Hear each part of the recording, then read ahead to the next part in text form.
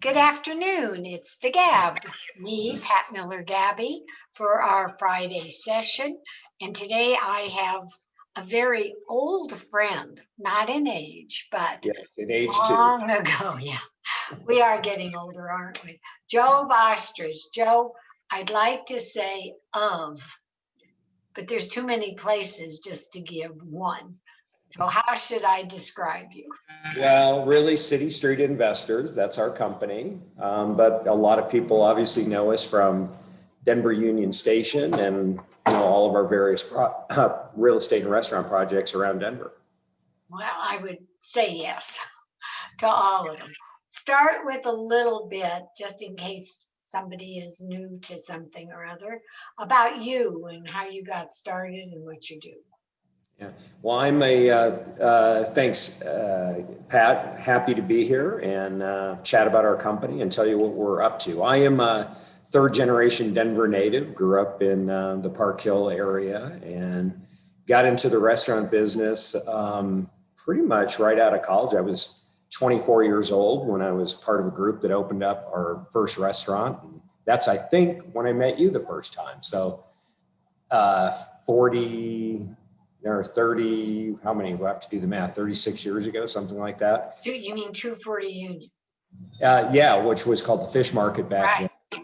Right. We opened up a couple of those, and I ultimately ended up deciding didn't want to be in the restaurant business for a while. So I went into the real estate business for many years, and got involved in the late 90s, 1998. I think it was 1998.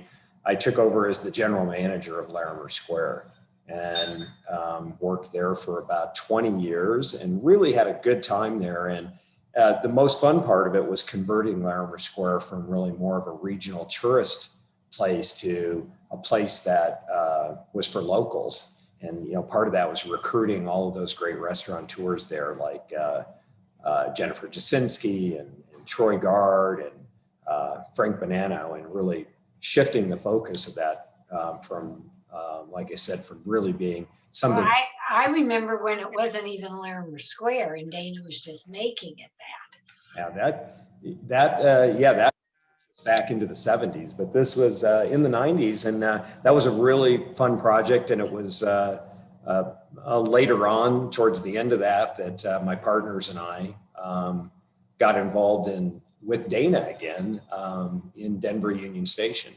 And so great project. We recruited the tenants that are there, came up with the whole concept for it of being, retail and restaurant and hotel, competed to get the right to redevelop it and won.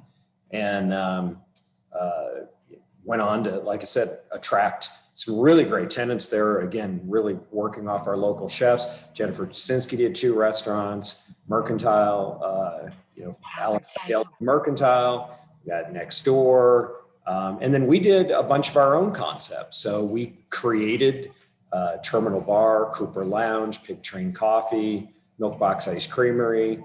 And we continue to own and operate that today. Oh, that's a real coup. I mean, first of all, I believe it's won lots of awards for what it is. I mean, you just made that whole area. And it's Thank you. That was a kind of a career capping project to be able to work on, and I'm really grateful for the opportunity, and really feel like we're really just stewards of the project because it's so important to the history of Denver, and what goes on there is central to a lot of people's lives, both as a transit station or if you live downtown, or just a place where you bring your out of town guests. So it's been a privilege to work on it. And, well, it's a must see if you come to Denver. Yeah, that's right. We'd like to keep it that way. And the last 6 months obviously have been challenging, like everything else in the business, but we continue to do pretty well there, and just doing our best to stay relevant and keep providing the services that people need down there. Well, you've made great patio space out there too. Yes, well, we have been able to dramatically expand all the outdoor dining. And really, it's one of the more charming places to dine outdoors now, I think, because it's so spacious and you have so many choices yeah. where you can sit. So we want to keep it that way. And We're going to get plenty of heaters out there and keep it going as long as we can throughout the I course. heard you can't buy a heater anymore. We bought a couple off Craigslist yesterday. Oh, I honestly, I heard that's what it's come to. We're having to get scrappy to to do everything that we need to do. But yeah, we're doing that throughout all of our places in town. So yeah, it's been a challenge, but I think all of us in the industry are going to make sure we're providing people lots of outdoor dining opportunities throughout the cold weather. So bring your beanie, bring your puffy jacket, bring your lap You can blanket. see me in I don't ski, but on my parka and ski clothes, hat and muffins, let's have dinner. Absolutely. It could be fun. Let's make an experience out of it. Especially if they have to go indoors and they're going to fix the quota that it's going to be worse or something. Yeah, then we're really going to need to eat outdoors. Yeah, but it can be fun. And we'll just try, like I said, we just need to try and make an experience out of it. Okay, yours is Lowry. Yeah, another great project that we were lucky enough to right to redevelop is the Hangar 2 project in Lowry. That one's kind of near and dear to my heart because I live very nearby. It's a project we purchased, I think it's probably been, it's probably 8 or 9 years ago now. Beautiful historic hangar building built in 1938, 90,000 square feet. It sat on 5 acres. It was a very difficult property to redevelop because it was historically protected, which means you couldn't do much to it. So really what we ended up doing was putting self-storage on the inside of the hangar and then developing the 5 acres around it. And so there we have the Lowry Beer Garden. Which is mobbed every time I go near there. Listen, I can't tell you how grateful I am we have that right now because it's one of the few food and beverage operations we have that actually is doing sales and that are as good or better than last year. So it's a big. I believe it. Did I see the last time an open pit as well, with fire coming up? Oh yeah, several of them. Yeah, we've got lots of heaters, lots of fire pits. It's a wonderful place to dine outdoor and to bring the whole family. At that project, we also have Officers Club. We have. I can vote for that one. Yeah. I mean, let me just say the patio I haven't been inside. It looked beautiful. I mean, I've walked through, but you got it so well spaced and so much fun. And every time I go there, by the time I leave, the place is full, but you don't think everybody's breathing on you. No. And the servers are great.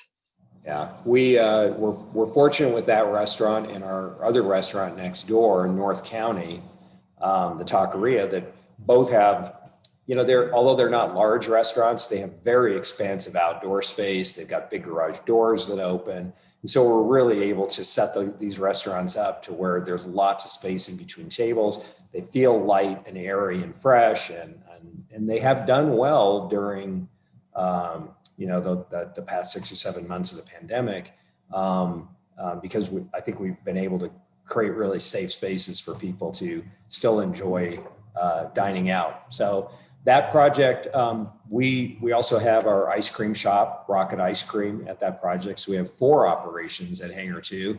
And then we lease out some space there as well. The ice cream place. The Rocket Ice Cream is the ice cream. It's by Lowry Beer Garden. You can't miss it because giant rocket ship. No, I guess I should. Which sits pretty close to the B-52 bomber that's on display outside the Wings Over the Rockies area. I guess I should walk past my dining experience. Okay. And so we make all that ice cream from scratch. It's delicious. So get down and check that out. Elsewhere on that project, we've got a couple of other tenants that are there. A wonderful Italian restaurant called Mercato, and Wood Grain Bagels is there as well. So it's a nice collection for that neighborhood. Lots, like I said, big open space. And that project was really designed to be the neighborhood gathering spot for the Lowry community. It's. I don't have a passport. You don't have a passport? Come on now. To go to the suburbs? I've seen you out there. No, just to go to Lowry. You don't need a passport. Lowry's one of those great neighborhoods that's, just far enough out to be kind of suburban without being really suburban, but but really not urban either. So it's a nice location. You're just a few minutes from Cherry Creek in downtown. Oh, no, it's great. And there's parking. So we do have an awful lot of parking, although for most people, there's just never enough. But okay. I guarantee you will always be able to find a parking space out there no matter what. I have. And I think it's great. Obviously, there's not a lot of room to add more there. But I know you own some funky little restaurants and bars as well. We do. Our food and beverage business, our restaurant business is really designed around the concept of placemaking. So we really want to create places that make neighborhoods better, more interesting places for neighbors to gather. And so in each neighborhood that we go into, we try and custom craft, something just for that neighborhood. So we have a little bar restaurant in North Glen called the Glen, which is a charming little place, classic neighborhood pub, comfortable, ridiculously friendly, and food that is way better than you expect it to be. Over in Edgewater, we have Sloan's Bar and Grill, which has been there for, I think, 15 years now. Yeah. Embedded deep in the neighborhood. It's the neighborhood's, it is the watering hole of Edgewater. And, when you go in there, the whole neighborhood's there. They all know each other. They're all talking to each other, and has really, I think, added some real character to that neighborhood. Out in Applewood, we've got Teller's Tap Room and Kitchen, which also serves as that neighborhood's sort of local watering hole but with really dialed up food. I like to think of these things as being like neighborhood bar pubs, but the reality is that, most of the sales in all of these locations are food, not alcohol. They're 60% food. But they're really still that place where anybody can come in and get a nightcap or just meet a friend for a glass. With the pandemic rules, like you can't have 80 people at a bar anymore. No, we can't right now. And in fact, so the bars are in many of the places are really pretty much shut down. Although the rules do permit us to, if we can socially distance people out, you can. So maybe you can get, some of our bars seat 20 people, but right now they'll only seat 4, two groups of 2. But at least you can still, with a little preparation and planning, you can still have a bar, sit at a bar experience. Although, it's not going to be the same as the vivacious. But you still have places for people to eat and drink in these places. Absolutely. And, we've had to reorganize our dining rooms, rearrange furniture, do all sorts of things to make them safe and keep people, comfortable and socially distanced according to the rules. So, but, some people still want to eat indoors, and we want to make sure that we've got tons of ventilation and circulation and just make sure that everybody's safe and comfortable, not just our guests, but also our employees. You know what? I don't think that the public realizes, I know they think it's, different, how much it costs the restaurants to make all this happen. I think they're totally unaware of, I think they think, oh, well, they have to put Clorox down or spray. But I don't think they realize what the expense is. Yeah, it's a lot more than that. We have to staff differently, and it actually is more labor intensive than less labor intensive.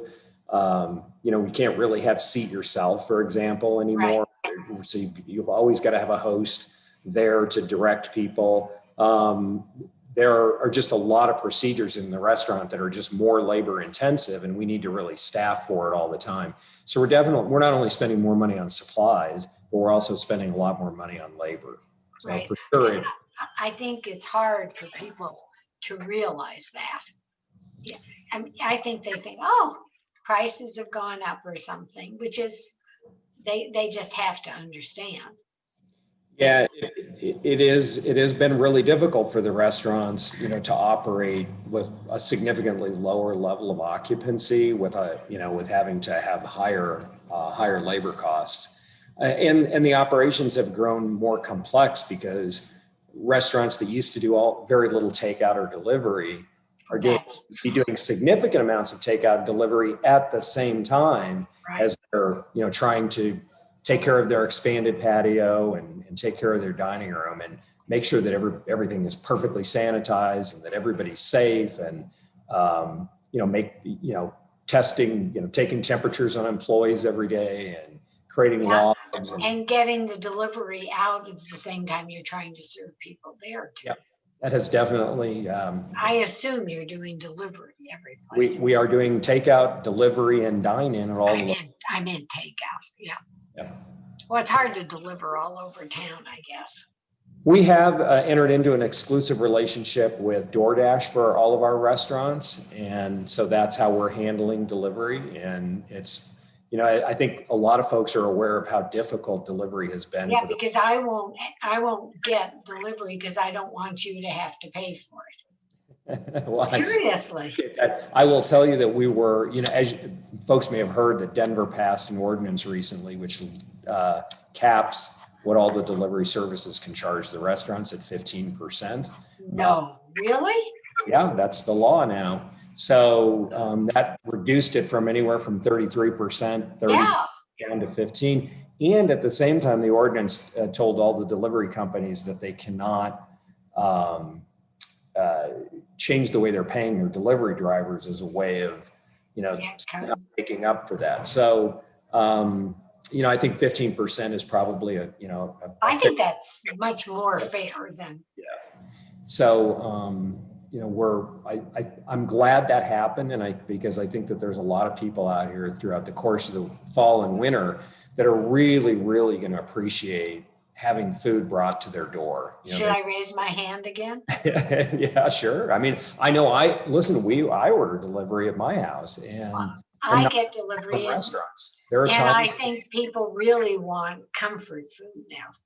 Yeah. So it's that kind of food that at least travels well. That's a good point. Not all food travels well. I would recommend folks not order French fries. They're not going to be very good by the time that they get to your house. Salads that have hot protein on them. I mean, there's just certain foods that don't travel very well. But there's foods that do travel really well, and the comfort foods are mashed potatoes and barbecue. Potato chips are pretty good too. Yeah, so you got to be just be smart about what you're ordering, and you'll be a lot happier with what you get. Right, and just as a plug, and obviously I get nothing from any of this. You have the building with Novo Coffee on 6th. Which I just love Novo. Yeah, so that's one of our projects at 6th and Gilpin there, where Novo Coffee and Satchels, which is a charming one. I love Satchels. If folks have not been into Satchels, they should get there. It's a fun experience. It's very elevated dining. It is an experience. Yeah, but it feels. It's tiny. Yeah, it's really tiny, but it has this wonderful bohemian quality to it that it's worth going and experiencing. So does Andrew, the owner. However, their food is really good. It's really good. And, they make a fabulous burger. They do. Great burger. And of course, Oliver's Meats is right next door in that project. And so if you are cooking at home, they've got really fantastic stuff, really high quality. Recommend it. I don't cook, I order. And is it okay to give a preview of your Shun project? Sure. A project that we have been working on for years, literally, is the magnificent old mansion at 1290 William Street. Beautiful red brick Georgian style mansion that is called the Tears McFarland House.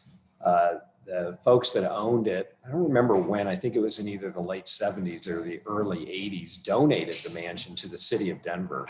And the city subsequently transferred it to the neighborhood nonprofit, which today is known as Capitol Hill United Neighbors. We're doing a partnership with them to do a beautiful restoration to the building and to reconstruct the event space that they have there. The event space will be just a little cafe, a place to go get a cup of coffee, get an ice cream cone, get a glass of wine with your friends, sit on the grounds of the mansion and just really enjoy that neighborhood, the proximity to Cheeseman Park. And it's in Cheeseman Park. It is right on it is an interesting right on the park. So access to the park is pretty easy. It's a small, what we're designing there is pretty small. It's only a couple of 1,000 feet, but it's really designed to just be a little gathering place for the neighborhood. There's a lot of high rises in the neighborhood. As you know, Pat, you live in one of them. But it's a place to be able to go down and meet a friend. I'm so ready. Please get it fast. Get a little salad. Well, I think we're going to be able, it's going to take about, from where we are today, we need about 8 or 9 months to get the design done, get the permitting done. It has to get a historic review. And then we're going to need construction time. So I wish I could tell you it's going to happen in the next 12 months, but it's probably more like the next 24 months. But did you hurry? Wonderful addition to that neighborhood. I'm going as fast as I can. So wow, everything you do has been wonderful. And I know all of us around the park can hardly wait. Yeah, it is going to be a lovely addition to that neighborhood. And I think it's going to provide some nice amenities. So, if you're enjoying the park and you need to come over and buy a bottle of water or, get a little salad or something like that, or a sandwich and, spread out a blanket in the park somewhere and enjoy that. Or I think also people in the neighborhood are, walking their dog or whatever they can stop. Oh, yes. Get a cup of coffee and, or something like that. So it's really just really envisioned to be just this wonderful little neighborhood amenity.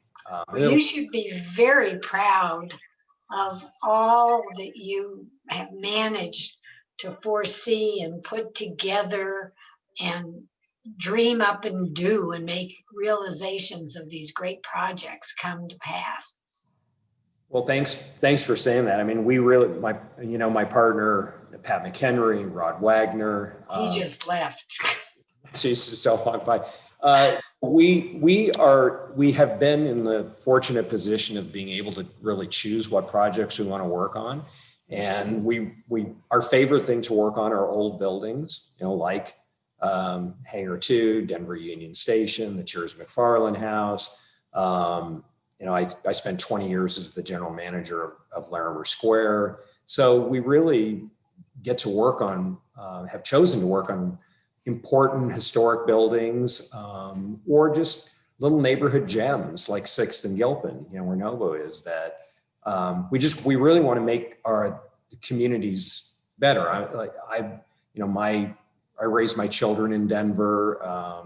Pat raised her children in Denver. Rod did. We're Denverites. We care about the city. We want to do what we can to make our little corner of the universe better. That's just what we want to keep doing. Where we're sitting right now, I am sitting in the Evans School building at 11th and Acoma. This is a lovely 50,000 square foot Denver Public School building built in 1904. It opened up. Operated until I think 1974 when it was shut down and sold. So we got the opportunity to buy it late last year. I think we closed on it December 1 with my good friend and partner, Jerry Glick, and his son, Fred Glick. This is a building that we're working on right now. It's actually in pretty good condition, but envisioning the first floor being all a mix of food and beverage and retail. So there'll be a wine garden and a coffee shop and a place to get ice cream and a beautiful full service restaurant. We'll probably operate that. And then we'll have space to lease to another full service restaurant. It's got beautiful grounds around it that we want to landscape and give people in this neighborhood, the Golden Triangle neighborhood, a great place to hang out outdoors. The auditorium is still intact on the second floor. It'll be a space that gets turned into an event space for maybe up to 120 people for seated dinners, weddings, that kind of thing. And then we're trying to figure out what to do with the third and fourth floor, whether it's office, whether it's hotel. We're working on that right now. In fact, the meeting that I just spent the last 2 hours in a meeting from 11 to 1 before we jumped on this. So we're moving quickly as we can on this project. And I think it's going to be another important one for Denver, but certainly for the Golden Triangle neighborhood, which is intensely residential. It But needs a lot of what you're talking about. yeah, it's hard to believe there's still neighborhoods in Denver that don't have too much beverage, but if there is one, this is one that's a little underserved. Well, Joe Ostrich, you are fabulous. Your visions, thank you for sharing them with us. And I love to hear about them all the time because I think I've known you since you were very young, but, and even I was younger. In the meantime, you are great. And I look forward to hearing about what happens next and getting to go and visit them. Thank you for taking the time. It was my pleasure. Thank you. So nice to see you. You too. Much love. Thank you. And bye-bye. Thank you all for listening. I hope you enjoy.